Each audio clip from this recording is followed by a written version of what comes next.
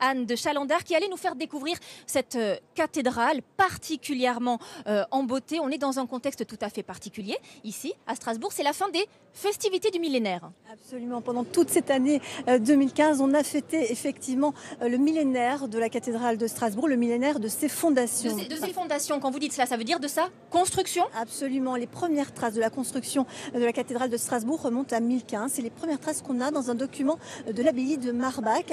Puis vous l'avez remarqué, Marie-Sophie, vraiment, hein, ce qu'on voit en premier, c'est ces couleurs magnifiques.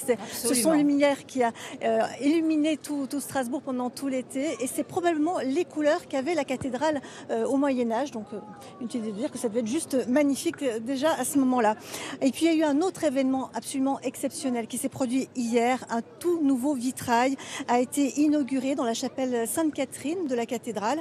Un nouveau vitrail, c'est pas rien, c'est même exceptionnel. Et son histoire, elle est aussi, puisqu'il représente le Christ, et son visage a été fait à partir des photographies de 200 Strasbourgeois, oui, le visage de 200 Strasbourgeois. Et il a fallu aussi tout un procédé de fabrication avec 2 couches de verre pour que ce vitrail du XXIe siècle, eh bien, il ait le même éclat que ceux de ses voisins du XIVe siècle. Plus insolite, mais fort apprécié, vous le voyez Marie-Sophie, c'est les transats. Ah oui, c'est pas mal aussi, hein. Voilà, 1000 transats installés sur la place juste à côté, la place du château, pour avoir un point de vue absolument splendide sur la cathédrale. Et puis encore 1000. Voilà, Ah ben, vous avez vraiment gardé le chiffre jusqu'au bout. 1000 choristes, c'était le 21 juin dernier, lors de la fête de la musique. Ils ont donné un concert exceptionnel en la cathédrale. Mais vous le disiez Marie-Sophie, on parle du patrimoine de l'UNESCO ce soir. Alors ça n'est pas que la cathédrale, mais bien l'ensemble de la cité historique de Strasbourg, qui est classée comme les Lyon ou encore Paris. Et on l'appelle ici la Grande Île ou l'ellipse insulaire. Un classement qui a été obtenu en 1988 comme cité médiévale remarquable. Et son joyau, c'est évidemment la cathédrale. Évidemment, cette cathédrale. Profitons de l'ambiance particulière qui règne ici, devant la cathédrale de Strasbourg, cet édifice somptueux dans lequel nous allons pouvoir entrer grâce à Anne de Chalandard. Ne boudons pas notre plaisir. On commence tout en haut, au sommet. On va vraiment prendre de la hauteur. On va se retrouver dans la fameuse flèche dressée vers le ciel et emblématique des lieux. C'est évidemment cette flèche unique qui rend la cathédrale de Strasbourg si singulière, visible à des kilomètres à la ronde. Elle perce à 142 mètres de hauteur. Et vous le voyez, un panorama absolument extraordinaire sur la ville qu'on peut découvrir depuis la plateforme. Et cette plateforme, elle est déjà à 66 mètres d'altitude. Alors jusqu'au 19e siècle, grâce à sa flèche, la cathédrale était le plus haut monument de la chrétienté. C'est une véritable prouesse technique réalisée au début du 15e siècle. Construire un édifice aussi haut, avec autant de finesse et de légèreté. Et jusqu'en haut, c'est vraiment de la dentelle, alors même que personne ne peut voir ces détails. Et tout cela, évidemment, en grès bigarré qui peut aller du rose jusqu'au jaune en passant par le rouge, des pierres qui proviennent des premiers piémonts des Vosges. On a encore gagné quelques dizaines de mètres, on est pratiquement à 100 mètres de hauteur par rapport au parvis de la cathédrale. Je retrouve Éric Salmon qui est le directeur technique de la Fondation de l'œuvre Notre-Dame. Éric, on se retrouve ici à un endroit stratégique de la flèche, c'est là où 2 maîtres d'œuvre se sont succédés dans sa construction. Oui, on le voit nettement ici, où en fait Ulrich Deissingen décède en 1419, au moment où on allait construire une grosse voûte massive. Et Jean Hulce, en fait, reprend le projet, mais abandonne complètement le projet de son prédécesseur pour construire une voûte beaucoup plus légère. Et il a une idée de génie, juste au-dessus. Alors son idée de génie, en fait, c'est de construire 8 petits escaliers sur les arrêtiers de cette flèche, qui permettent en fait d'alléger complètement cette flèche, de laisser l'air circuler autour à travers cette flèche et de pouvoir accéder à ces 142 mètres de haut. Et c'est une autre prouesse de grimper tout en haut de cette flèche, c'est 142 mètres. Il ne faut franchement pas avoir le vertige.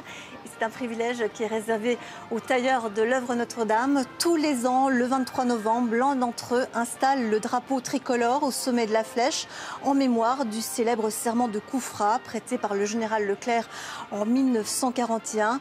Jurer de ne déposer les armes que lorsque nos couleurs, nos belles couleurs, flotteront sur la cathédrale de Strasbourg.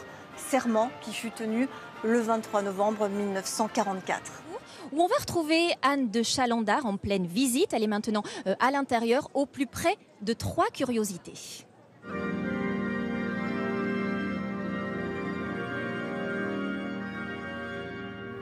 c'est la voie de la cathédrale, le grand orgue suspendu en nid d'hirondelle dans la nef de Notre-Dame. Et celui qui est en train de charmer nos oreilles, celui qui a le privilège de pouvoir jouer de cet orgue, c'est Guillaume Nussbaum, l'un des organistes qui fait vibrer sous ses doigts la cathédrale et qui nous fait vibrer, il faut bien le dire, nous aussi. Cet orgue, à l'occasion du millénaire, a été entièrement restauré, des tuyaux jusqu'au buffet qui date du XIVe siècle. Tout a été scrupuleusement nettoyé, épousseté, réparé pour donner une nouvelle jeunesse à l'instrument. Une restauration qui a permis de redonner vie à 2 automates, 2 personnages surnommés les singes hurleurs qui servaient au Moyen-Âge de bouffons du prêtre à certaines occasions. Allez, maintenant on va descendre 25 mètres plus bas dans la nef.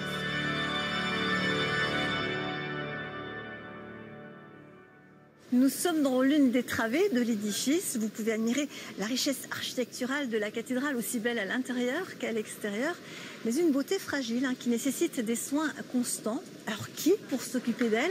L'œuvre Notre-Dame, une fondation unique en France, créée au début du XIIIe siècle. Une trentaine de personnes travaillent à l'œuvre Notre-Dame, essentiellement des tailleurs de pierre et puis des sculpteurs, mais aussi une historienne de l'art, Sabine Bengel. Quand on pénètre dans la cathédrale, Sabine, on ne peut pas échapper au pilier des anges, là où vous vous trouvez. Pourquoi donc?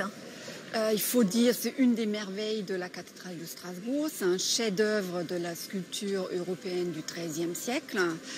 Et déjà, la composition d'un jugement dernier autour d'une colonne est complètement unique en son genre. Il n'y a absolument pas d'équivalent. Normalement, c'est une scène qui est représentée sur les portails. Là, il y a un maître complètement novateur qui est arrivé probablement du chantier de la cathédrale de Chartres aux alentours de 1220, qui a représenté sur ce pilier avec 12 sculptures. Tout d'abord en bas les 4 évangélistes. Au-dessus on voit les anges qui s'apprêtent à sonner leur trompette.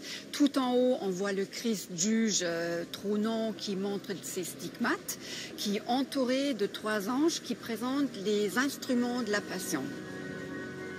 Alors Sabine, il y a un petit bonhomme là, tout en haut, qu'on devine à peine. Qui est-il? C'est l'homme accoudé, ou pour nous, c'est le buste de l'architecte, car ce buste présente très très probablement un des maîtres d'œuvre, un des architectes ayant travaillé sur la cathédrale au XVe siècle, qui regarde avec beaucoup d'admiration le travail réalisé par un de ses prédécesseurs au XIIIe siècle. Merci Sabine.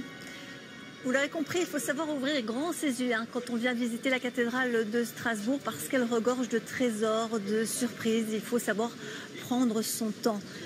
Et à propos de temps, eh bien, elle compte le temps qui passe et elle suscite l'attroupement autour d'elle. C'est évidemment l'horloge astronomique, un joyau de technologie qui se remonte à la manivelle une fois par semaine. Un buffet de 18 mètres de haut se côtoie cadran, rouage, aiguille, automate. Et tout ce petit monde prend vie avec le défilé des apôtres devant le Christ. Ça se passe donc tous les jours à 12h30, pas midi, étonnamment, car l'horloge astronomique, eh bien, elle est réglée sur l'heure solaire moyenne. Ah bah oui, avec tout ça, comment voulez-vous qu'on soit à l'heure? C'est un peu compliqué.